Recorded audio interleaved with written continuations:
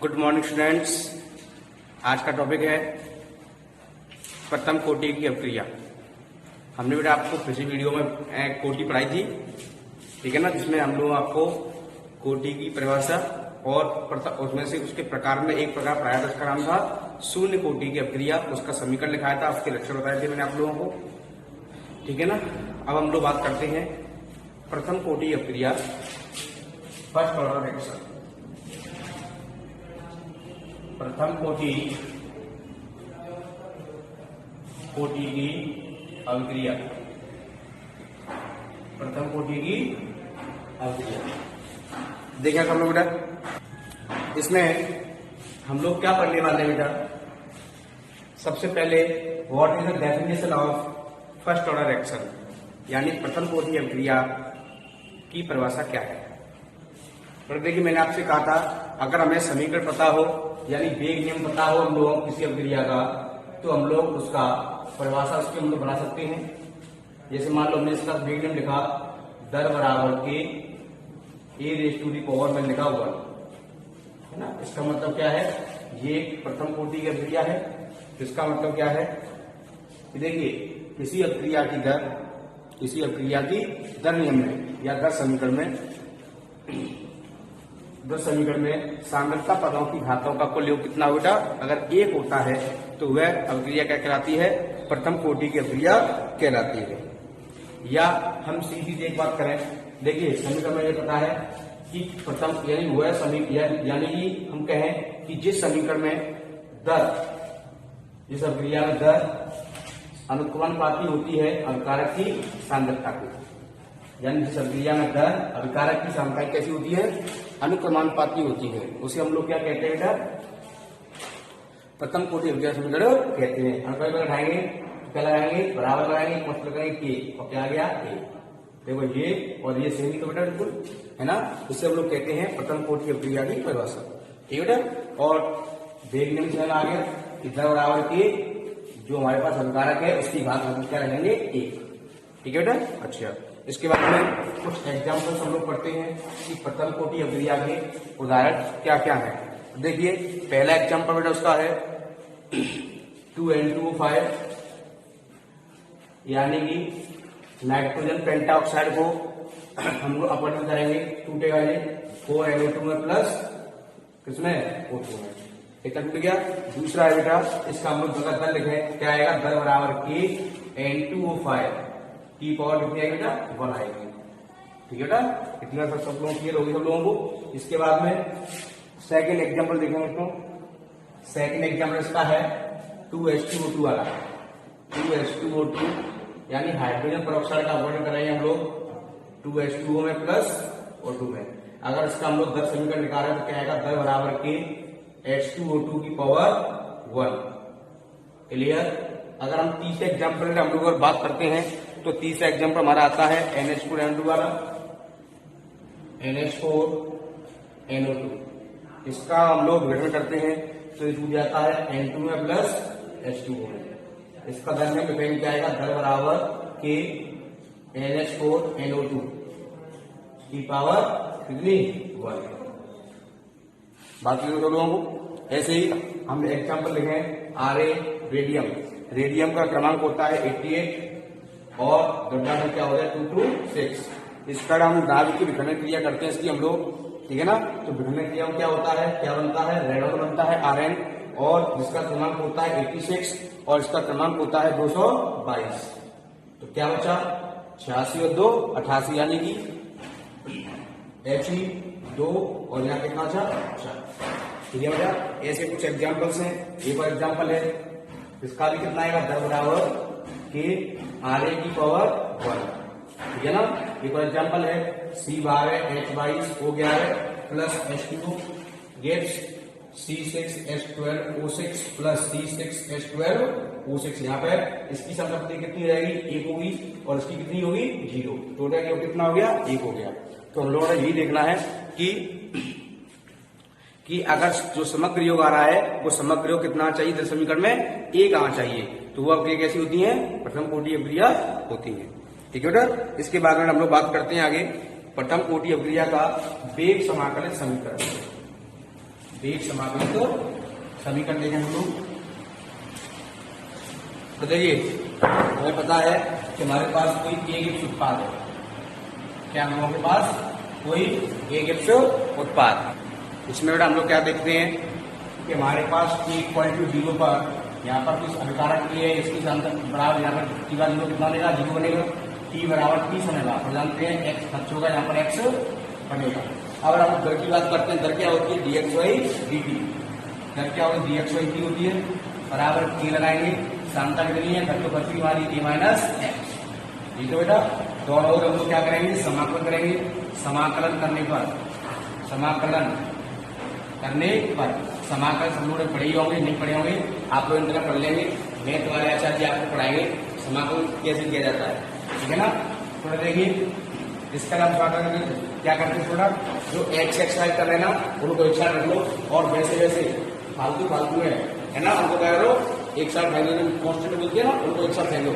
ठीक है, देखो एक्स एक्स भैया का ये देखो यहाँ पर डी एक्स है, एक्स ई माइनस एक्स यहाँ पर है, इधर आएगा क्या आ जाएगा, नीचे आ जाएगा, भाग जाएगा, तो कितना आ जाएगा t = e माइनस एक्स आ जाएगा।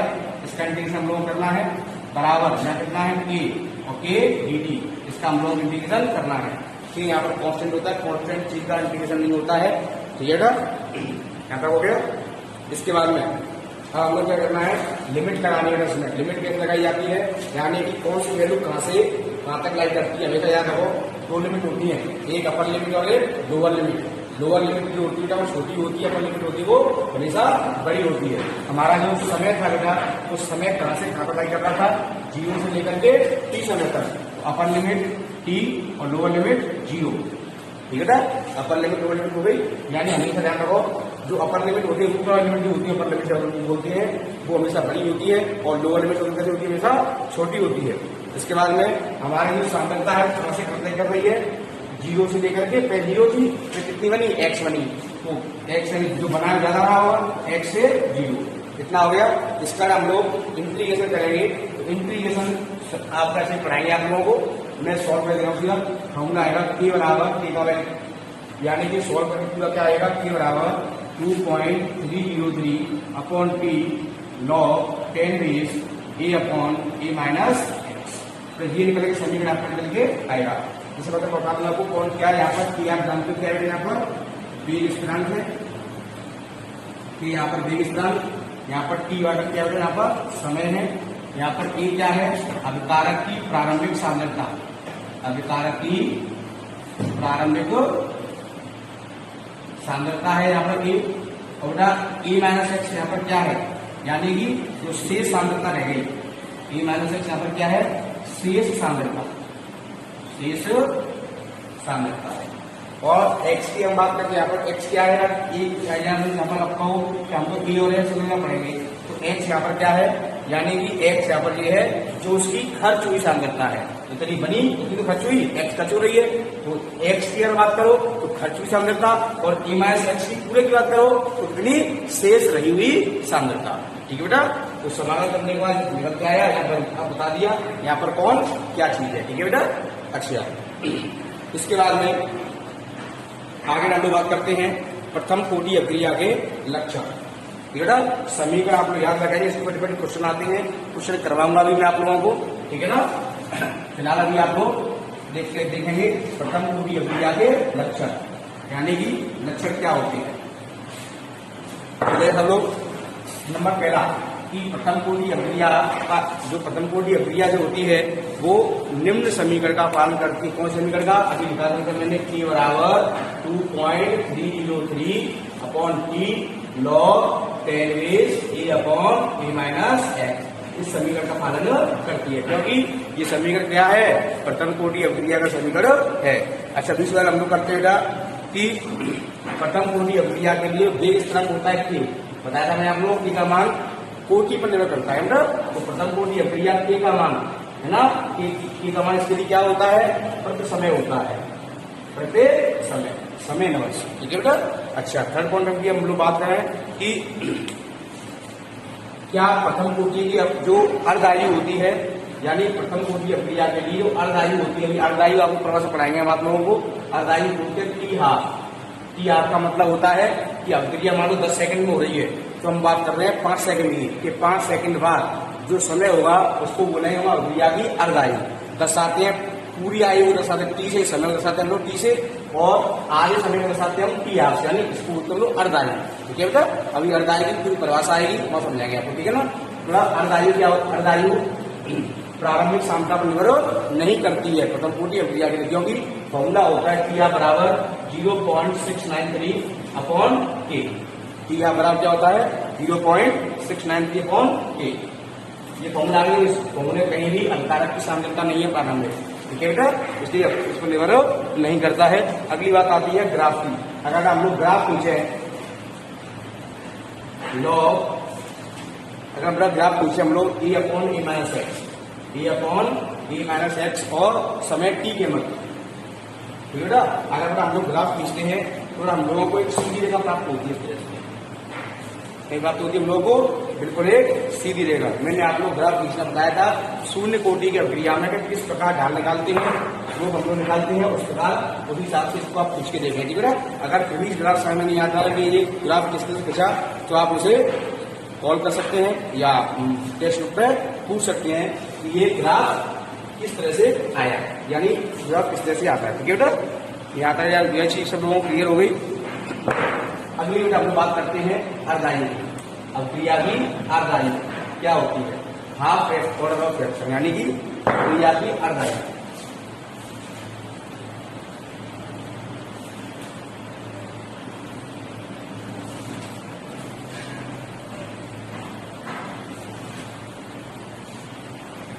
अभिक्रिया की अर्ध आयु बताइए, अर्ध आयु क्या है? अब अर्ध आयु कोई बड़ी चीज नहीं है। अर्ध आयु क्या है? एक समय है। अर्ध आयु क्या है? समय। अर्ध आयु क्या है? एक समय है। कौन समय है? यानी अभिक्रिया का वह समय है जब अभिक्रिया की प्रारंभिक सांद्रता, यानी जिस समय अभिक्रिया की सांद्रता प्रारंभिक सांद्रता कैसे जाए? आधी रह जाए। जैसे मैं बात करूंगा आप लोगों से, क्या कोई एक हमारे पास उत्पाद है, हमारे पास ए है, टी बराबर 0 पर प्रारंभिक सांद्रता ए है, यहाँ पर कितना रहेगा? 0।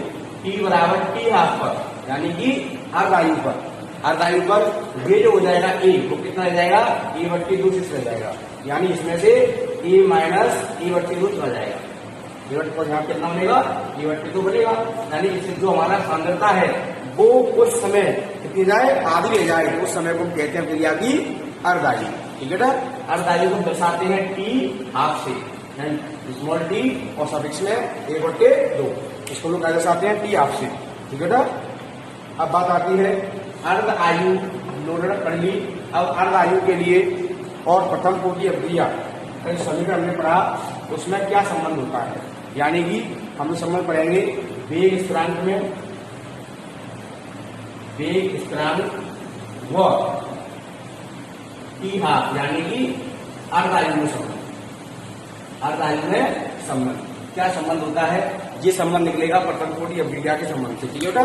हम लोगों ने पढ़ा है कि प्रथम कोटि अभिक्रिया का संबंध क्या होता है? समीकरण क्या होता है? के बराबर 2.303 अपॉन टी लॉग 10 बेस ए अपॉन ए माइनस एक्स। ये समीकरण तो होता है ना। अब हम लोग क्या करते हैं? थोड़ा अब हम लोग मान रहे हैं कि मान लो ये अभिक्रिया का हमने अर्ध आयु निकालनी है हम लोगों के बेटा।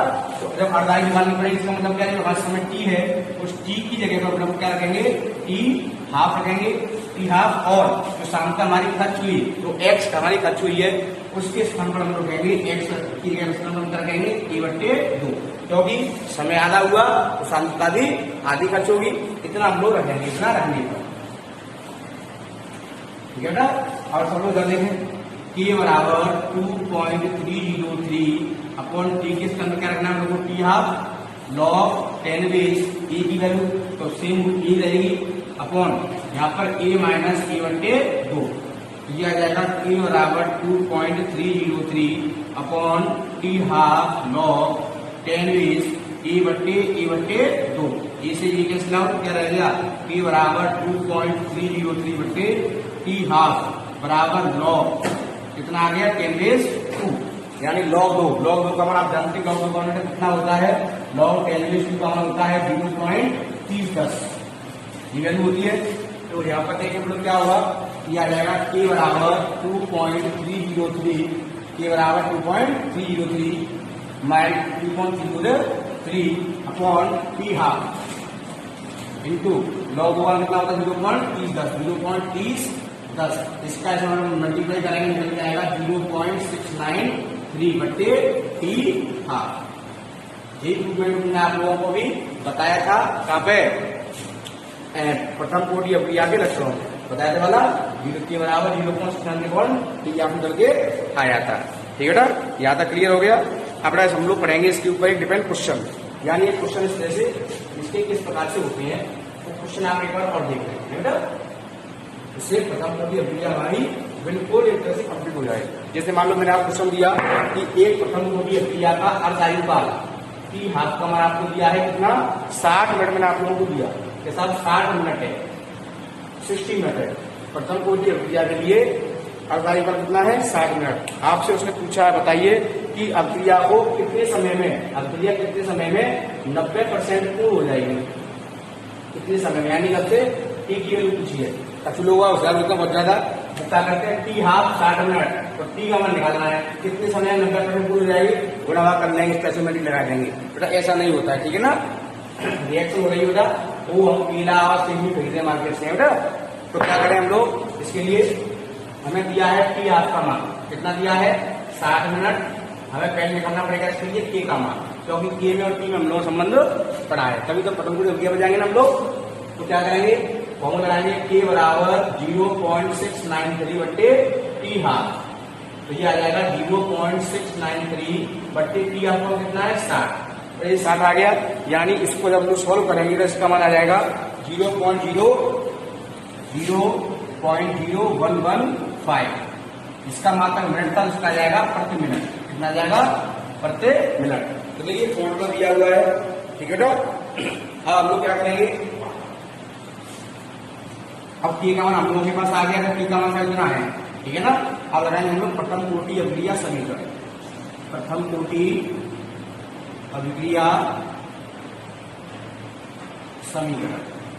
इसके लिए हम लोग क्या करते हैं, समीकरण के लिए क्या समीकरण हमारे पास T निकालना, हम लोगों को T बराबर 2.303 बट्टे K log 10 base A upon A minus x. तो देखिए हमारे पास A का मान है, A का मान नहीं पता है, हम लोग यहाँ पर A का मान रखेंगे 100 रख दिया, पूरा 100% अभिक्रिया है। अब कह रहा है 90% अभिक्रिया पूर्ण होने में, आपसे पूछा था उसने कि 90% अभिक्रिया पूर्ण होने में कितना समय लगेगा। मैंने आपको बताया था जब समीकरण लिखाया था कि A माइनस एक्स और एक्स किस किस की वैल्यू है, बताया था A संपूर्ण अभिक्रिया है क्योंकि 100% हो गई है। अब उसने कहा 90% अभिक्रिया पूर्ण होने में, पूर्ण होने का मतलब क्या है, उत्पाद बन रहा है 90%, यानी जो x का मान होगा बेटा वो क्या हो 90 होगा, यानी x बराबर 90। ठीक है बेटा, तो यहाँ पर फोड़ लगेंगे हम लोग P बराबर 2.303 बट्टे K का मान ये रहा 0.0115 log 10 बेस A का मान 100 अपॉन A का मान 100 माइनस 90।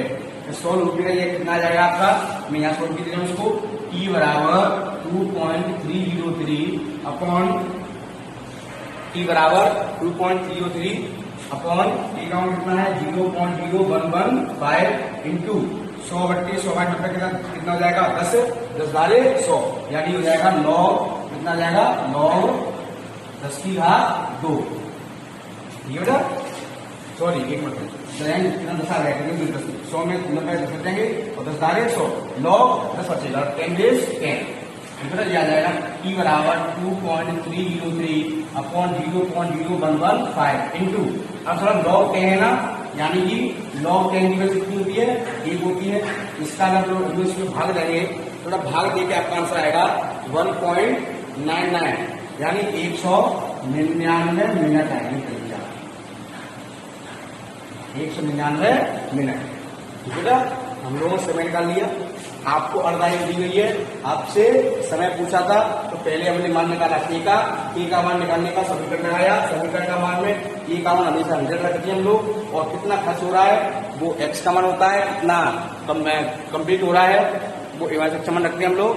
अब इतना सॉल्व करके हमने क्या निकाला, T का मान निकाल लिया, T का कितना 199 मिनट आ गया। ठीक है बेटा, इतने में और समझाइए, कोई चीज समस्या वगैरह हम लोग उनसे कांटेक्ट करके पूछ सकते हो। ठीक है बेटा, और आगे हम लोग पढ़ाएंगे आप लोगों को वेग स्थिरांक, क्या मात्रक क्या होता है, यानी मात्रक हम लोग कैसे निकालते हैं विकर्ण स्थिरांक का, प्रत्येक अभिक्रिया की कोटि के लिए, और अभिक्रिया की आणविकता, 2 चैप्टर रह गए आपके, वो हमको आपको फिर पढ़ाएंगे। ठीक है बेटा, अगली वीडियो में।